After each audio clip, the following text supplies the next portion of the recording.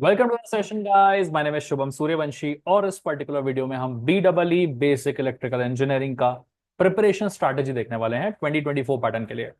देखिए, काफी सारे मैसेजेस आ रहे थे, स्ट्रैटेजी वीडियो आपके लिए बना दी गई है, लेकिन एक छोटी सी चीज है जो मैं आपसे चाहता हूं। लाइक सब्सक्राइब शेयर करने के बारे में नहीं बोल रहा हूं, उससे बेटर चीज कह रहा हूं। ठीक है, प्लीज ध्यान से सुनिएगा कि अगर आप थोड़ा सा भी इस उम्मीद में आए हैं कि सर आप मुझे 4 क्वेश्चन बता दीजिए, आप मुझे आईएमपी बता दो, आईएमपी आईएमपी कर लूंगा मैं, आईएमपी रटता हूं, है ना, मेरे को न्यूमेरिकल बता दो, फिक्स फिक्स न्यूमेरिकल कौन सा, ये सब सोच के तुम आए हो तो अभी से लौट जाओ।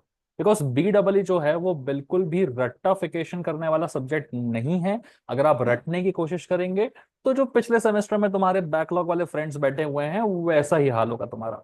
और जो लोग बैकलॉग लेके बैठे हैं और ये चीज देख रहे हैं तो फिर इस सेमेस्टर में भी वही हाल होगा। क्योंकि ये नया पैटर्न है तो आईएमपी जैसी कोई चीज इसमें एग्जिस्टेंस में नहीं आती है। हाँ, आईएमपी की अगर मैं बात करूं तो तुम्हारा जो फिजिक्स का पेपर होने वाला है, जो तुम्हारा केमिस्ट्री का पेपर होने वाला है, जो तुम्हारा BXC जैसे आप इलेक्ट्रॉनिक्स बोलते हो, हाँ भाई बिल्कुल उसमें आईएमपी एग्जिस्ट करता है, क्योंकि फिक्स्ड सेट ऑफ चीजें हैं जो हर साल पूछी जा रही है। इधर BEE में पूरा पलट दिया है। सिलेबस थोड़ा बहुत सेम जरूर है आपके पुराने 2019 पैटर्न से, लेकिन पेपर को उठा के देखोगे तो पूरा पलट के रख दिया है। ठीक है, लैंग्वेज में काफी सारे चेंजेस किए हैं। कुछ कुछ न्यूमेरिकल्स ऐसे भी पूछे गए हैं जो पिछले 4-5 साल से कभी एग्जिस्टेंस में भी नहीं थे, या आप जो भी पब्लिकेशन की बुक उठा के पढ़ते हो, वैसे तो कोई खरीदता नहीं है ज्यादा आजकल, बट स्टिल जो भी थोड़ा बहुत तुम उठा के पढ़ते हो, वहां पर अगर टोटल 10 न्यूमेरिकल्स दिए हैं तो 9 न्यूमेरिकल्स एक जैसे हैं और एक न्यूमेरिकल थोड़ा अतरंगी सा है। उसी एक न्यूमेरिकल को उठा के 8 नंबरों में पटक दिया है। तो ऐसी ऐसी चीजें भी हुई है। तो कोई भी तुम्हें बोल रहा ना मैं BEE के आईएमपी आईएमपी, तो आईएमपी लेवल का बैकलॉग लगेगा फिर तुमको, समझे? ठीक है ना। तो इसीलिए ये आईएमपी वाले चक्कर में मत पड़ना। दूसरा, रट्टाफिकेशन नहीं होने वाला, लॉजिकल तरीके से स्टडी करनी पड़ेगी। लॉजिकल बेस्ट इजीएस्ट फॉर्म और इजीएस्ट तरीका मैं तुम्हें बताता हूं कि क्या कर सकते हो ताकि तुम्हारी पासिंग निकल जाए सबसे पहले। ठीक है, चलो। बात कर लेते हैं गाइस सबसे पहले यूनिट नंबर 1 से। ये बहुत सारा सिलेबस तुम्हारे सामने लिखा हुआ है, इसको देख के तुम्हें बिल्कुल डरने की जरूरत नहीं है। इसमें काफी चीजें एक दूसरे से काफी ज्यादा रिलेटेड है। ठीक है, सिलेबस दिखाना पड़ता है तो मैंने डाल दिया है, बट हम इंडिविजुअल यूनिट वाइज जो है चीजों को देखने वाले हैं। ठीक है ना। और सबसे इंपॉर्टेंट सवाल, क्या पढ़ना है वो एड्रेस कर लेंगे पहले। 28 नंबर लाने के लिए, 30 नंबर लाने के लिए, 35 नंबर लाने के लिए, और 40 नंबर 45 नंबर के लिए क्या पढ़ना है। एक और इंपॉर्टेंट चीज, जैसे मैंने कहा कि यूनिट 1 के नीचे जो चीज लिखी है, 2 के नीचे जो चीज लिखी है सिलेबस है, इसे देख के डरिएगा मत। हम अपना एनालिसिस वैसे ही करेंगे जैसा हम मैकेनिक्स में कर रहे थे। इंडिविजुअल लिमिटेड लिमिटेड चीजें कौन कौन सी करके जानी है उसकी डिटेलिंग हम करेंगे एक एक करके। ठीक है, चलो शुरुआत करते हैं सबसे पहले यूनिट नंबर 1 से। देखिएगा कि आप यूनिट नंबर 1 अगर उठाएं तो यूनिट नंबर 1 आपका 2 पार्ट्स में डिवाइडेड है।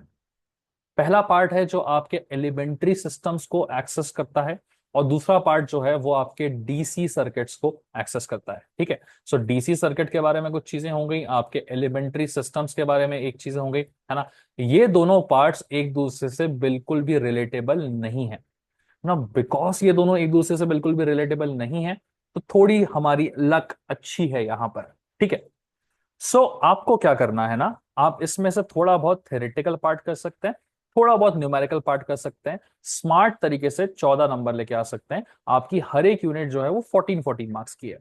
ठीक है, यूनिट नंबर 1 की अगर मैं डायरेक्टली बात करूं तो सबसे पहली चीज एलिमेंट्री पावर सिस्टम ये दिखाता है कि जब बिजली का प्रोडक्शन होता है तो उस प्रोडक्शन से लेके वो किस तरीके से ट्रांसफार्मर से होते हुए तुम्हारे शहर पहुंचती है। बिकॉज शहर में बिजली नहीं बन रही होती, किसी गांव में कहीं दूर पावर प्लांट में इलेक्ट्रिसिटी प्रोड्यूस हो रही होती है, वो शहर में पहुंचती है, शहर से वो तुम्हारे एरिया में पहुंचती है, एरिया से वो तुम्हारे ब्लॉक में पहुंचती है, ब्लॉक से वो तुम्हारी गली में पहुंचती है, गली से तुम्हारे घर पहुंचती है, या बहुत लोग फ्लैट्स में रहने लगे तो तुम्हारी सोसाइटी में पहुंचेगी, फिर वहां से तुम्हारे अलग अलग विंग्स में पहुंचेगी, घर में पहुंचेगी। तो अलग अलग प्रोसेस कैसे स्टेप्स करके होता है। एलिमेंट्री पावर सिस्टम उस बारे में है।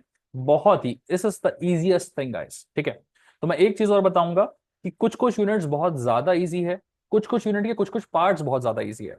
तो मैं जो भी प्रिपरेशन स्ट्रेटेजी आपको दे रहा हूं ना आपके 28 नंबर लाने के लिए या 30 नंबर लाने के लिए, वो ये ध्यान रख के दे रहा हूं कि मैं आपको वो चीजें पहले करने के लिए दूं जिनका वेटेज भी ज्यादा है, लेस टाइम कंज्यूमिंग है, और आसानी से पढ़ी जा सकती है।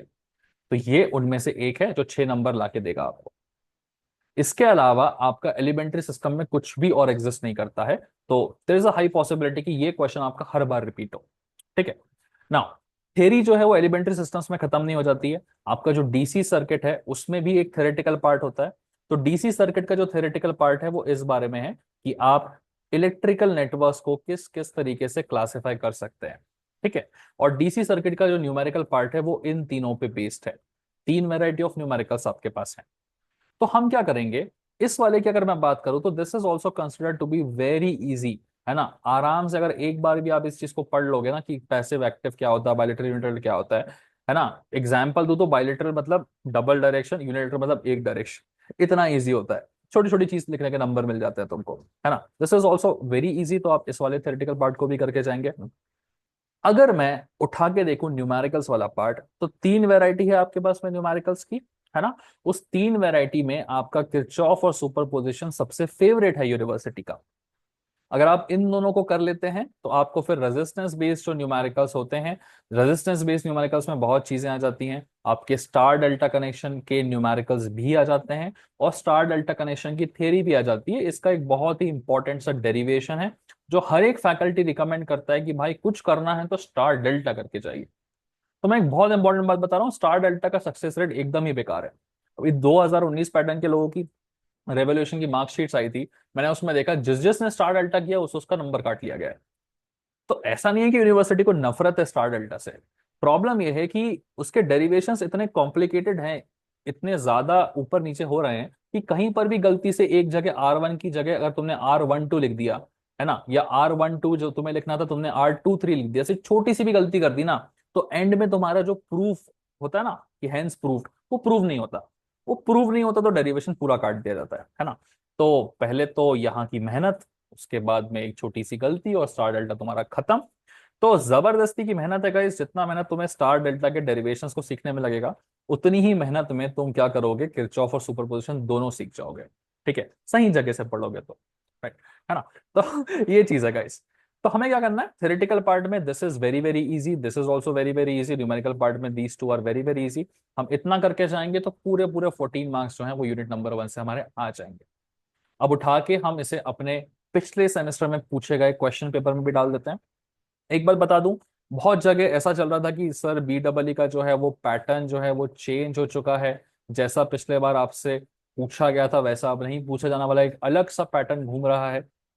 देखिए, पैटर्न चेंज हुआ है नहीं हुआ है, नया पैटर्न आएगा नहीं आएगा, ऐसे ही फॉर्मेट में क्वेश्चंस आएंगे या फॉर्मेट चेंज होगा, हमें उससे कोई फर्क नहीं पड़ता।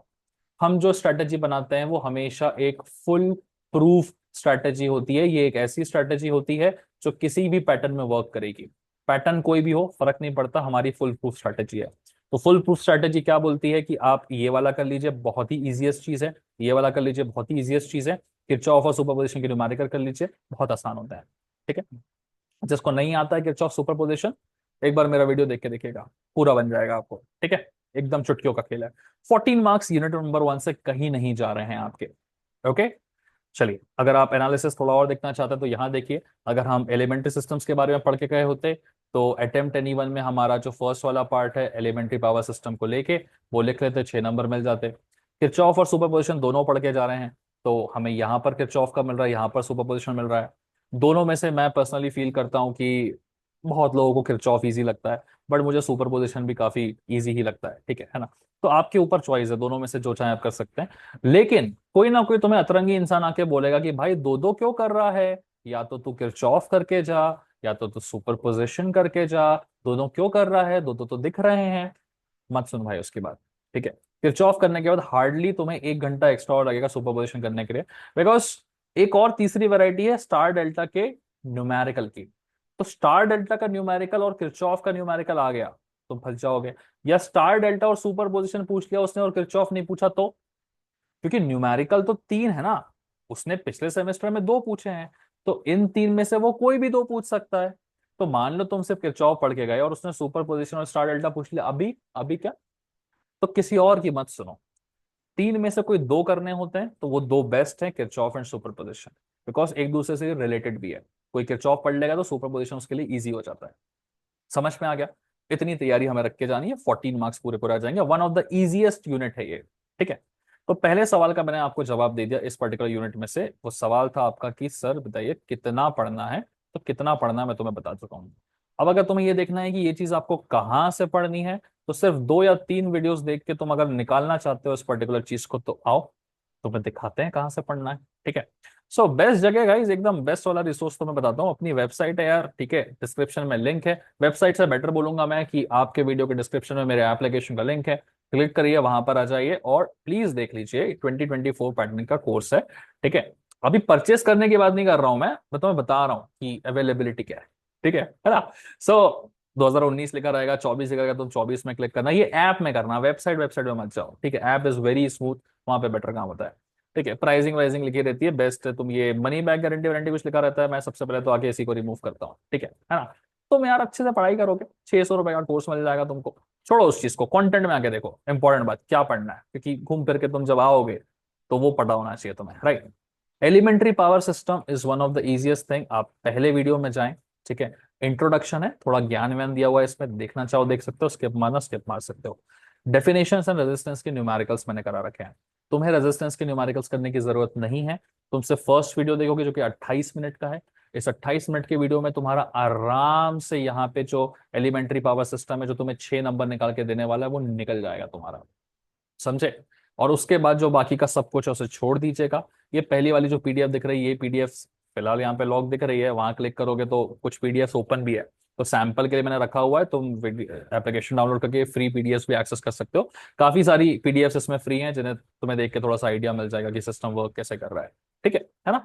सो समझ में आया, एक वीडियो और 6 नंबर, समझे। फिर थोड़ा सा नीचे आइएगा, डीसी सर्किट्स लिखा हुआ है यहाँ पे, यहाँ क्लिक करिएगा। किरचॉफ लॉ के 2 वीडियोस हैं यहाँ पर, सुपरपोजिशन के 2 वीडियोस हैं यहाँ पर। इसमें 2 वीडियोस खत्म करोगे किरचॉफ तुम्हारा स्ट्रांग हो जाएगा, 2 वीडियोस खत्म करोगे सुपरपोजिशन तुम्हारा स्ट्रांग हो जाएगा। समझ में आया। तो यूनिट नंबर 1 में एक वीडियो यहां से करना है, 4 वीडियोस यहां से करने हैं, 4 और 1 कितने हो गए, 5 वीडियोस। ये 5 वीडियोस मिला के पूरे पूरे 14 मार्क्स सेट है भाई तुम्हारे। ठीक है। चलिए, अब बढ़ते हैं हमारे आगे यूनिट नंबर 2 की तरफ। तो क्योंकि हम यहां से पूरे पूरे 14 मार्क्स उठा चुके हैं, तो यूनिट नंबर 2 क्या हमें पूरा पढ़ना चाहिए? क्या ये यूनिट इजी है, क्या यूनिट टफ है, क्या हम यहां से पूरे पूरे 14 उठा सकते हैं? देखो, one of the easiest thing that you will be finding is unit number 2। इधर देखोगे बड़ा डर लगेगा, ईएमएफ, एमएमएफ, कपलिंग। आ जाओ आ जाओ, नीचे आओ नीचे आओ, जरा देखते हैं इसका पोस्टमार्टम करते हैं। चलिए, यूनिट नंबर 2।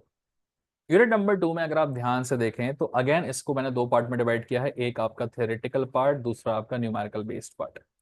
यूनिट नंबर 2 में के बारे में बताने से पहले मैं तुम्हें एक सबसे इंपॉर्टेंट बात बताना चाहता हूं कि तुम्हें बहुत जगह बहुत लोग आके ज्ञान देके जाएंगे कि भाई यूनिट नंबर 2 से फिक्स फिक्स न्यूमेरिकल आएगा। ठीक है ना, फिक्स न्यूमेरिकल आएगा। कौन सा फिक्स न्यूमेरिकल आएगा? आयरन रिंग का फिक्स न्यूमेरिकल आएगा।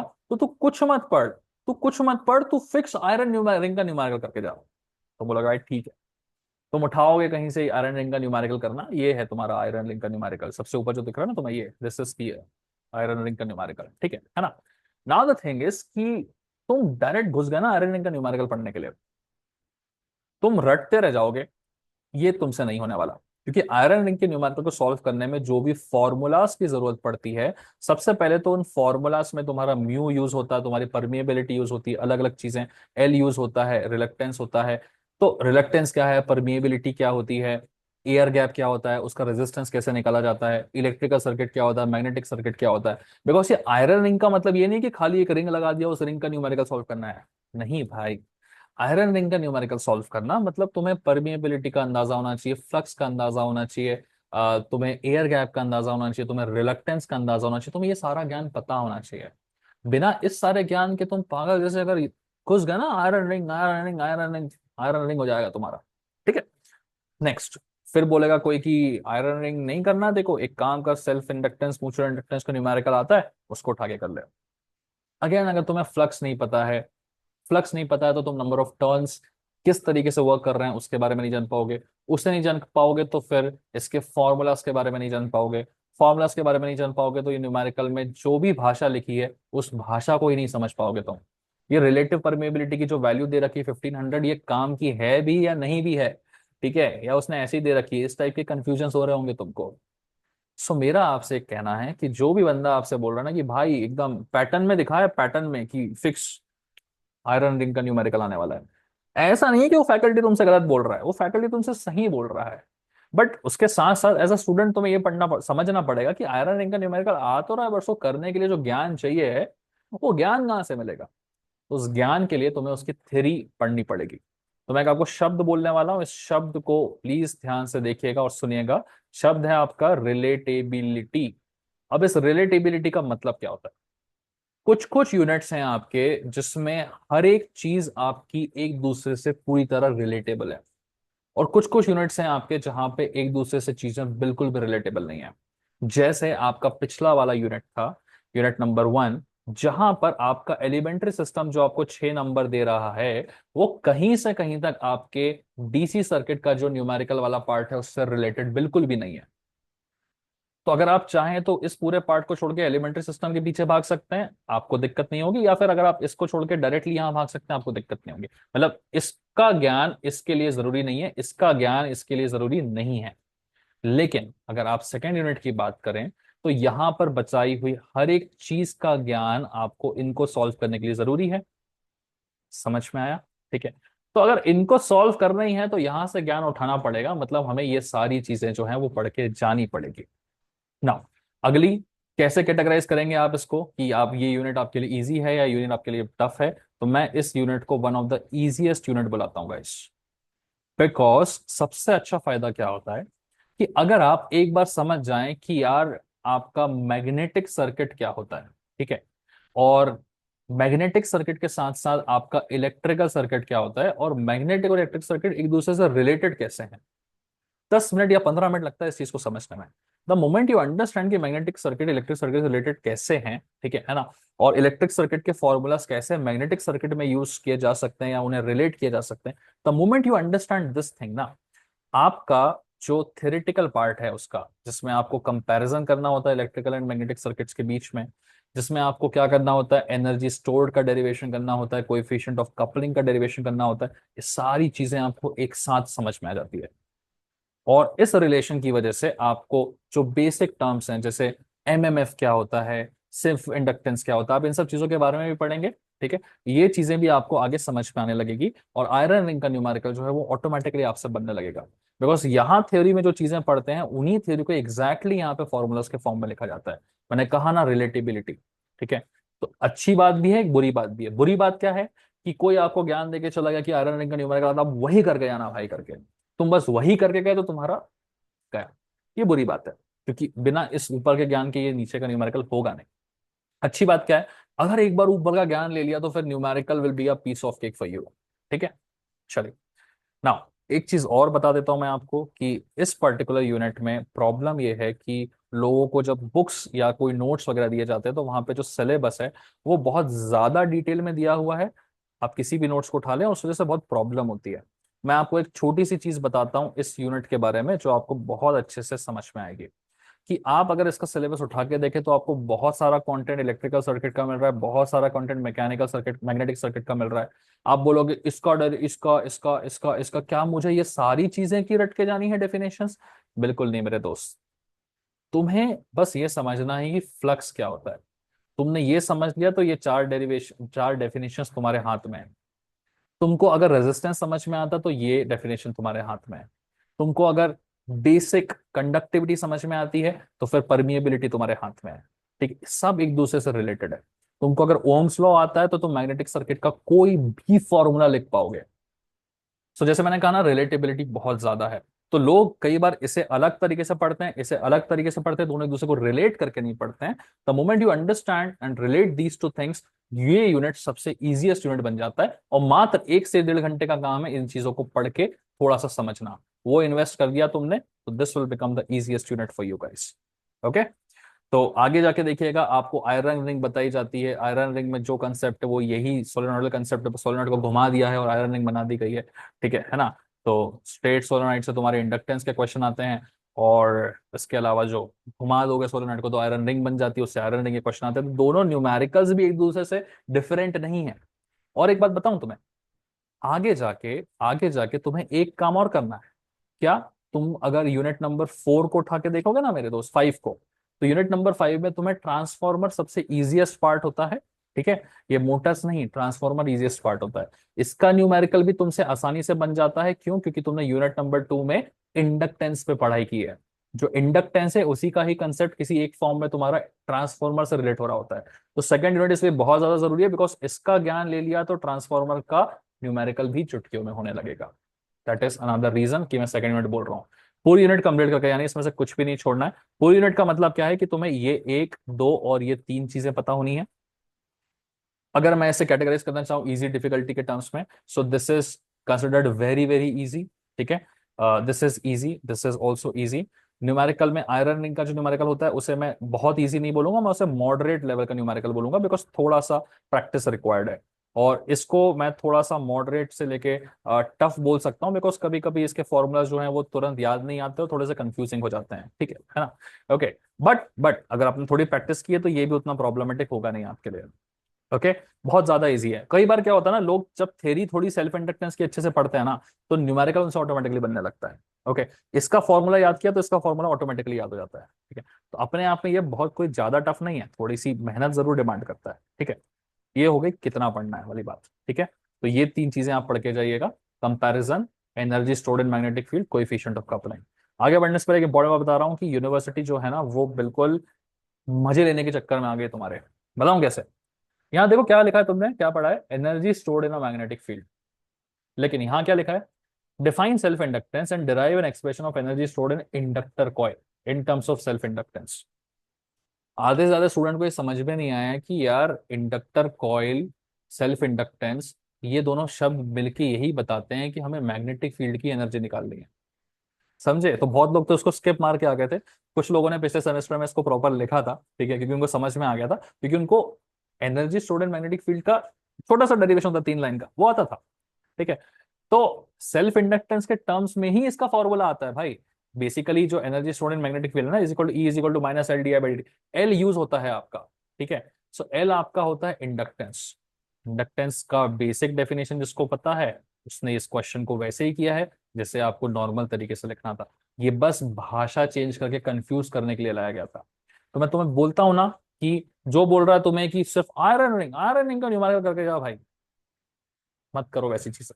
बेसिक नहीं पढ़ोगे तो आयरन रिंग का न्यूमेरिकल आ भी गया, थोड़ी सी चीजें ऊपर नीचे हो गई, हिल जाओगे पूरे। ठीक है, इस यूनिट को पूरा करके जाइए। कहां से करना है उसके लिए मैं मिनिमम मिनिमम कंडीशंस तुम्हें बता देता हूँ। ठीक है ना? सो यूनिट नंबर 2 की बात कर रहे हैं हम, एप्लीकेशन का लिंक डिस्क्रिप्शन में है। ठीक है, इलेक्ट्रोमैग्नेटिज्म सेकंड नंबर का यूनिट है हमारा। ठीक है, मैग्नेटिक सर्किट के 4 वीडियोस है, इलेक्ट्रोमैग्नेटिक इंडस्ट्री के 3 वीडियोस है। तुम्हारा फोकस मैग्नेटिक सर्किट में होना चाहिए पहले। पहला वीडियो खोल के भी रखा हुआ है, थोड़ा बहुत तुम पढ़ के इससे अंदाजा लगा सकते हो कि भाई क्या क्या चीजें हैं। ठीक है ना? शायद लॉक भी हो सकता है, आई डोंट नो, यहाँ पे ओपन दिख रहा है, कभी कुछ लॉक होता है कभी कुछ ओपन होती है चीजें। इस एक वीडियो के दम पे, ठीक है, तुम्हारा जो ये वाला पूरा पोर्शन है ना, इलेक्ट्रिकल मैग्नेटिक का comparison, energy stored in the magnetic coefficient of company, ये तीनों चीजें हो जाएंगी सिर्फ इस एक 50 मिनट्स के वीडियो के दम पे। ठीक है, क्योंकि मैं चाहता तो एनर्जी स्टोर्ड कोएफिशिएंट ऑफ कंपनिंग के अलग 2 वीडियोस बना के डाल सकता था, तुमको देखने में भी मजा आता कि भाई ये तो पूरा अपने पैटर्न जैसा बनाया हुआ है उसने। बट मैंने वो नहीं डाला है 2 अलग वीडियो करके। उसका सिंपल रीजन मैं तुम्हें बता रहा हूँ। क्या रीजन? ये है कि भाई एक ही वीडियो में जब आप बैक टू बैक इसको देखते जाओगे तो आपको पुरानी पढ़ी हुई चीजों की वजह से ये पढ़ने के बाद ये दोनों में रिलेटेबिलिटी आएगी और तुरंत जल्दी याद हो जाएगा आपको। ठीक है, तो खाली एक वीडियो यहाँ का वो खत्म। फिर नीचे आओगे, न्यूमेरिकल्स हैं आपके, और लास्ट में कंपेयर इलेक्ट्रिकल मैग्नेटिक सर्किट्स, इसका और एक सेपरेटली बना रखा है, तो ये थोड़ा सा और अच्छे से देख सकते हो तुम। ओके, तो ये वाले 4 और फिर ये वाले तीन में तुम्हें अलग से coefficient of coupling, energy stored, ये सब की डिटेलिंग यहाँ पे कर रखी है। ठीक है ना? तो वही चीजें हैं गाइस, ये दोनों चीजें तुम कहाँ से कर लोगे, coefficient of coupling, energy stored यहाँ से हो जाएगा। न्यूमेरिकल जो है तुम्हारा सेल्फ और म्यूचुअल इंडक्टेंस का, जो डेफिनेटली तुम्हारा आने वाला, जो कि ये सेकंड वाला वैरायटी शो करता है तुम्हारा न्यूमेरिकल का। ठीक है, तो वो यहाँ से तुम्हारा हो जाएगा। इलेक्ट्रोमैग्नेटिक के बेसिक्स पढ़ने तो यहाँ से हो जाएंगे। ठीक है, और ये पूरा आप प्लीज करके जाइए, मेरी आपसे रिक्वेस्ट है। 7 वीडियोस में तुम्हारा यूनिट नंबर 2 पूरा खत्म होता है, तो यहां से तुम्हें खींच के मिलेंगे 24 नंबर, 14 नंबर सॉरी। ठीक है ना? तो अब आ जाते हैं अपने पुराने वाले फॉर्मेट की तरफ, जिसमें हमने कितने कितने नंबर निकाले थे कि पूरे पूरे 14 मार्क्स मैंने तुम्हें बताया यहाँ से कैसे आ सकते हैं, पूरे पूरे 14 मार्क्स मैंने बताया तुम्हें यहाँ से कैसे आ सकते हैं। ठीक है, तो टोटल 28 मार्क्स तुम लेके चल रहे हो। ओके, चलो, इसके बाद आ जाओ यूनिट नंबर 3 पे। Unit number 3 is basically a bonus unit guys. Bonus क्यों है? बिकॉज यूनिट नंबर 3 और 4 एक दूसरे से बहुत ज्यादा रिलेटेबल है। और रिलेटिविलिटी बनाने के चक्कर में इन्होंने क्या किया ना, यूनिट नंबर 3 में कुछ टफ डालना भूल ही गए, लेकिन उसमें जो चीजें डाली वो इतनी ज्यादा कंफ्यूजिंग डाली है कि लोगों को बहुत प्रॉब्लम होती है। ठीक है, यूनिट नंबर 3 से एकदम मिनिमम करके तुम काम कैसे निकाल सकते हो बताऊं? देखो, यूनिट नंबर 3 से तुम्हें कुछ नहीं करना है, सिर्फ और सिर्फ RMS value in terms of maximum value ये तुम्हें आना चाहिए, average value in terms off peak value ये तुम्हें आना चाहिए। ठीक है, बस। उसके बाद अगर तुमने आरएमएस वैल्यू और एवरेज वैल्यू पढ़ लिया है, देखिए आरएमएस वैल्यू और एवरेज वैल्यू तुम्हें तभी समझ में आएगी जब तुम किसी एक वेव फॉर्म के क्रिएशन के बारे में जानोगे कि ये वेव फॉर्म क्रिएट कैसे होती है। एक बार तुमने ये समझ लिया कि ये वेव फॉर्म क्रिएट कैसे होती है, ठीक है, और इसका instantaneous current I is equal to something something expression कैसे लिखा जाता है, V is equal to something something expression कैसे लिखा जाता है, ये one of the easiest thing होता है वेव फॉर्म के बारे में। समझ में आया? ओके, तो एक बार तुमने जान लिया कि ये किस तरीके से क्रिएट होता है, तो उसके जानने के बाद में ये वाले जो डेरिवेशन है तुम्हारे वो बहुत ज्यादा इजी हो जाते हैं। समझ में आया? ओके, नेक्स्ट, एक बार तुमने इस वेव फॉर्म के बारे में जान लिया तो आपका जो न्यूमेरिकल है वो पूरी तरह से इस वेव फॉर्म के बेसिक्स पे डिपेंडेंट होता है। तो अगर मैंने क्या कहा, रिलेटिविलिटी, ये पूरा यूनिट का अंदर ही अंदर आधा पार्ट एक दूसरे से रिलेटेड है। तो इसका आधा पार्ट किसके बारे में है, वेव फॉर्म के बारे में है, और बाकी का आधा पार्ट किसके बारे में, तुम्हारे रेजिस्टेंस, इंडक्टेंस, कैपेसिटेंस के बारे में है। तो हम इसमें से रेजिस्टेंस, इंडक्टेंस, कैपेसिटेंस के बारे में कुछ भी पढ़ के नहीं जाएंगे। ठीक है, ऐसा नहीं है कि इससे टाइम वेस्ट होता है, बट कोई सेंस नहीं है। ठीक है, सो रेजिस्टेंस, इंडक्टेंस, कैपेसिटेंस के बारे में चीजें जो है वो आप स्किप कर सकते हैं इस वाले पार्ट से। आप सिर्फ और सिर्फ वेव फॉर्म्स के बारे में पढ़ेंगे, जिसमें आप शुरू में पढ़ेंगे कि वेव फॉर्म क्रिएट कैसे होती है। ओके, एक दो वीडियो से ये समझ में आ जाएगा। फिर उसी एक वीडियो में आपको आरएमएस और एवरेज वैल्यू का रिलेशन निकालना बता दिया जाएगा, जो कि बहुत ही इजी डेरिवेशन होता है। ठीक है, और अगर आपने इसके बेसिक पढ़ लिए तो आपको वेव फॉर्म का न्यूमेरिकल बन जाएगा। साथ ही साथ एक शॉर्ट वीडियो में मैंने रेक्टेंगुलर एंड पोलर कोऑर्डिनेट्स का भी न्यूमेरिकल कवर कर रखा है, तो वो भी आपके इस वाले का ही पार्ट होता है। रेक्टेंगुलर पोलर कोऑर्डिनेट्स का न्यूमेरिकल भी आपके वेव फॉर्म का ही पार्ट होता है। समझ में आया? तो ये जो जितना पोर्शन दिख रहा है तुमको इतना पोर्शन ही करके जाना है। ठीक है, सो इतना पोर्शन करके जाओगे तो there is a high possibility कि पूरे पूरे 14 मार्क्स तुम्हें मिल सकते हैं। ठीक है, बट स्लाइट केसेस में हो सकता है कि हमारा प्रेडिक्शन पूरा ना बैठे, बिकॉज अपन यार 100% प्रोडिक्शन बिठा देंगे तो फिर ऐसा नहीं हो जाएगा कि यूनिवर्सिटी बोलेगी कि भाई इसको कहीं से तो पेपर मिला है, तो कुछ ना कुछ गड़बड़ भी हो सकता है। ठीक है, तो मैं पूरे 14 मार्क्स इसमें लेके नहीं चलता हूं, मैं इसमें ना सिर्फ 8 मार्क्स लेके चलता हूं। ठीक है, और मैं तुम्हें एक बात और बता दूं कि मैंने इस पर्टिकुलर यूनिट का जो सबसे इजीएस्ट पार्ट हो सकता है ना, जो सबसे इजीएस्ट पार्ट हो सकता है, मैंने वो सबसे इजीएस्ट पार्ट दिया है तुमको करने के लिए। ठीक है, तो तुमको इसमें क्या करना है कि सबसे पहले स्टार्टिंग के वीडियोस में थोड़ा सा मेहनत करना है, जहां तुम्हें वेव फॉर्म के बारे में सिखाया जाएगा। ये मेहनत तुमने थोड़ी सी कर ली तो तुम्हारा ये दोनों भी इजी, और फिर तुम्हारा ये वाला पार्ट भी इजी, और तुम्हारे मिनिमम 8 नंबर पक्के, मिनिमम कह रहा हूं मैं, थोड़ा कैलकुलेशन सही बैठ गया तो 14 मार्क्स भी पूरे पूरे आ सकते हैं तुम्हारे, बट मिनिमम 8 तो भी पक्के हैं। हाँ, कोई होशियार तुम्हें ज्ञान देके जाए कि भाई 8 नंबर का तो वेव फॉर्म का न्यूमेरिकल आने ही वाला है, भाई वेव फॉर्म का न्यूमेरिकल कर ले तू, मत सुनना उसकी, क्योंकि जब तक इसके बेसिक का ज्ञान नहीं होगा ये 8 नंबर का वेव फॉर्म का न्यूमेरिकल तुमसे नहीं बनेगा। समझ में आया? और इसका एक लाइव एग्जांपल देता हूं मैं तुमको। तुम में से किसी भी बच्चे ने अगर गलती से कभी टेक्निकल, टेकमैक्स, टेक्नोमैक्स, अलग अलग पब्लिकेशंस की तुम्हारी बुक्स आती हैं, ठीक है, उन्हें खरीदा होगा, उनसे पढ़ाई की होगी, ऑलमोस्ट 90% ऑफ द केसेस में तुम्हें वो सेम सिलेबस वहां पे देखने को मिल जाता है। मैं तुम्हें बता रहा हूँ, 10 अलग अलग न्यूमेरिकल्स हैं तुम्हारे, उस 10 में से टोटल 9 न्यूमेरिकल्स आपके ऑलमोस्ट एक जैसे हैं, और एक न्यूमेरिकल है आपका जो टोटली डिफरेंट है फ्रॉम दीज 10 न्यूमेरिकल्स। और जो एक न्यूमेरिकल टोटली डिफरेंट है ना फ्रॉम दीज 10 न्यूमेरिकल्स, ये वही एक न्यूमेरिकल है जिसको यहां पर पूछा गया है। समझे? तो जो ज्ञान देता ना सिर्फ न्यूमेरिकल करके चलता ना, पेपर का फॉर्मेट मिला है न्यूमेरिकल, कैसे होगा मेरे भाई? ऐसा नहीं है कि ये एक न्यूमेरिकल थोड़ा टेढ़ा है तो ये बन नहीं सकता, बन सकता है, बट जिसने बेसिक पढ़े होंगे सही से, उसको ये छोटा सा किया हुआ ट्विस्ट, हाफ साइकिल वाला, तुरंत समझ में आ जाएगा और न्यूमेरिकल इजीली बना लेगा, या एटलीस्ट जिसने इस टाइप के न्यूमेरिकल को प्रैक्टिस किया होगा। बिकॉज 10 न्यूमेरिकल में से 9 एक जैसे और एक आड़ा टेढ़ा है, तो लोग 9 एक जैसे वाले पढ़ के जाता है, एक टेढ़े वाले को छोड़ देते हैं कि ये कौन ही आएगा करके। टेढ़ा ही आ जाता है, समझे। और एक हेड बताओ, क्यों इतना टफ लगा है तुम्हारे पिछले सेमेस्टर वाले लोगों को ये वाला पेपर BEE का।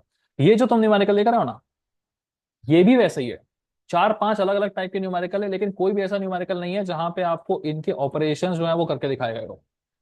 जबकि इजीएस्ट है यार इनके ऑपरेशंस करना, बेसिक कॉम्प्लेक्स नंबर जैसे आसान तरीके से इनके हो जाते हैं। एग्जैक्ट वैसा नहीं है, थोड़े चेंजेस हैं, बट बहुत ही ज्यादा इजी है ये वाला। मतलब ये 8 नंबर तो एकदम आपको ऐसे परोस के दे दिए गए थे। तो प्रॉब्लम इसकी टेढ़ा न्यूमेरिकल है, जिसको बेसिक नहीं पता उसका गया। ठीक है, इसलिए कहता हूं कि कुछ चीजें रटने की नहीं होती हैं, कुछ चीजें थोड़ा लॉजिक, थोड़ा सा लॉजिक है, ज्यादा नहीं, थोड़ा सा ही लॉजिक। ठीक है, समझ में आया। सो हमें क्या करना है, हमें बेसिक चीजें फॉलो करनी है। ठीक है, क्या? RMS एवरेज वैल्यू सीखने से पहले हमें इसका बेसिक सीखना पड़ेगा कि भैया वेव फॉर्म बन कैसे रहा है। एक बार वेव फॉर्म के बारे में सीख लिया तो वहां से आपका वेव फॉर्म का न्यूमेरिकल पक्का सॉर्ट आगे होने वाला है तुम्हारा। और साथ ही साथ वेव फॉर्म के बारे में सीख लिया है तो फिर उसी वीडियो में मैंने ये दो डेरिवेशंस डाल रखे हैं, उन्हें देख लीजिएगा, काम आपका खत्म हो जाएगा। और उसी वीडियो में आगे आपको एक दो वीडियो में आपको रेक्टेंगुलर कोऑर्डिनेट और पोलर का भी वहां डाल रखा है। ठीक है, शो भी कर देता हूं मैं आपको, है ना। पहले तो ये बताता हूँ भाई कितना पढ़ना है, फिर उसका तुम्हारे ऊपर रहता है, तुम्हारी मर्जी रहती है कि कहाँ से पढ़ो। मेरा काम है सोर्स बताने का। यूनिट नंबर 3 की बात हो रही थी, हमारा AC फंडामेंटल्स। ठीक है, 4 वीडियोस 3 वीडियोस, हाँ, ऊपर जाइएगा। AC फंडामेंटल्स का पहला वाला वीडियो है। इस पहले वाले वीडियो को अगर हमने खत्म कर दिया तो इसका मतलब हम क्या सीख जाएंगे कि वेव फॉर्म क्रिएट कैसे हो रहा है वो सीख जाएंगे।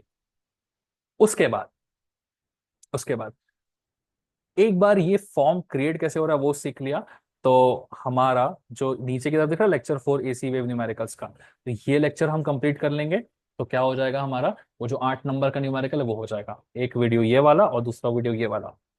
फिर तुम पूछोगे कि आपने ये जो थ्योरी के बारे में बताया था ये भी तो करके जानी है। तो RMS वैल्यू, एवरेज वैल्यू, भाई ये 47 मिनट के वीडियो में सब कवर्ड है, क्योंकि वो टफ डेरिवेशन है ही नहीं तो अलग से वीडियो बनाना ही नहीं पड़ा। तो इस एक वीडियो में क्या कवर हो गया, RMS हो गया, मैक्सिमम वैल्यू हो गया, एवरेज वैल्यू कवर हो गया। और ये जो दूसरा वाला वीडियो है AC वेव का, उसमें तुम्हारा ये वेव फॉर्म वाला कवर हो गया। ठीक है, खत्म, न्यूमेरिकल कवर हो गया। ओके, तुम पीछे जाओगे पूछोगे तो फिर ये 3 face AC sorry single phase AC circuit में आपने ये बना के क्यों डाला है। भाई किसी को 70 भी तो लाने होते हैं ना, तो वो पड़ेगा ये वाला। हमको नहीं लाने 70, हम 40 45 में खुश हैं। तो हम ये 4 वीडियोस ओपन करेंगे, उसमें से भी पहला वाला और लास्ट वाला कर लेंगे तो भी हमारा काम बन जाएगा। समझ में आया। अब सुनो, यहां तो बात हुई किसकी, कि AC वाले न्यूमेरिकल की और AC की। ठीक है, रेक्टेंगुलर पोलर कोऑर्डिनेट्स कहाँ है, यही है देख रहे हो।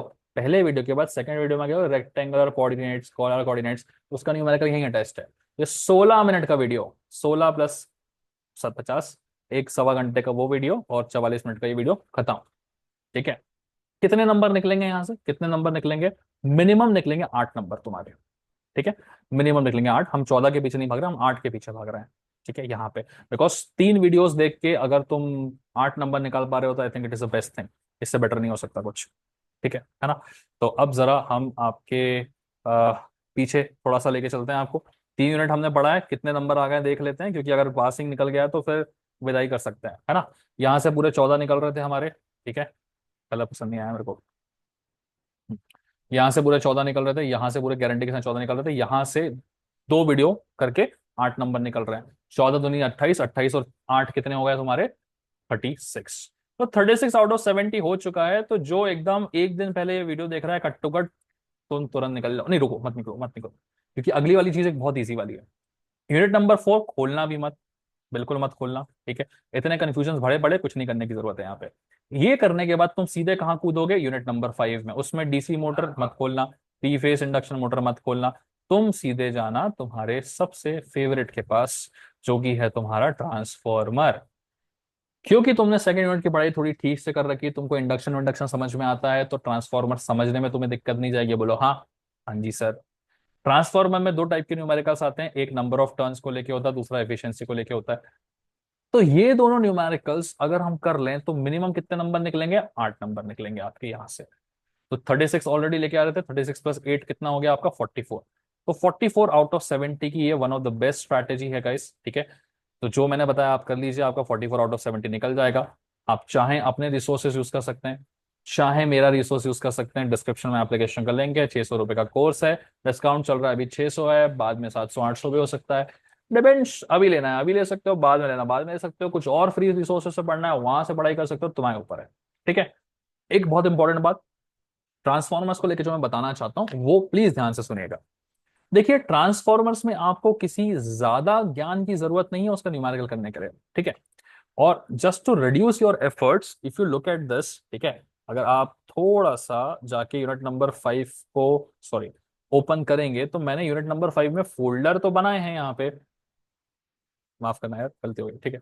Okay, unit number 5 electrical machines आप अगर देखेंगे तो मैंने फोल्डर तो बनाया है यहाँ पे सिंगल फेस ट्रांसफार्मर, इसके अलावा दो फोल्डर और है। वो दो फोल्डर तुम्हें देखने की भी जरूरत नहीं, तुम सिंगल फेस ट्रांसफार्मर में क्लिक करो, पहला वाला वीडियो आंख बंद करके काट देना, कोई जरूरत नहीं इसको करने की। ठीक है। One of the most famous question हुआ करता था वैसे ये ईएमएफ इक्वेशन फॉर ट्रांसफार्मर, लेकिन 2019 पैटर्न के लिए। ठीक है ना। अभी भी हो सकता है कहीं तुमसे थ्योरी में पूछ ले, but this is not our concern, हम अपनी पासिंग स्ट्रेटेजी में खेल रहे हैं। हम इसको खोलेंगे, 37 मिनट्स का वीडियो है, 24 मिनट का वीडियो है। पहला वेराइटी ऑफ न्यूमेरिकल ट्रांसफार्मर का जिसमें नंबर ऑफ टर्न्स पे खेला जाता है, दूसरा वेराइटी ऑफ न्यूमेरिकल ट्रांसफार्मर का जिसमें लॉसेस पे खेला जाता है। दोनों कर लो and just to show you the actual proof, आपका जो एग्जाम है वहां पर भी ऐसे ही हुआ है। ठीक है। 8-8 नंबर के दो न्यूमेरिकल्स आपसे पूछे गए हैं, दोनों ही ट्रांसफार्मर के, बिकॉज यूनिट नंबर 5 में कोई रिलेटिबिलिटी नहीं है। आपकी मोटर का कंटेंट ट्रांसफार्मर से कहीं तक रिलेटेड नहीं है, तो ऊपर मोटर पढ़ने की हमको जरूरत है ही नहीं। हम सीधा उठाएंगे, पहला वाला न्यूमेरिकल देखिएगा।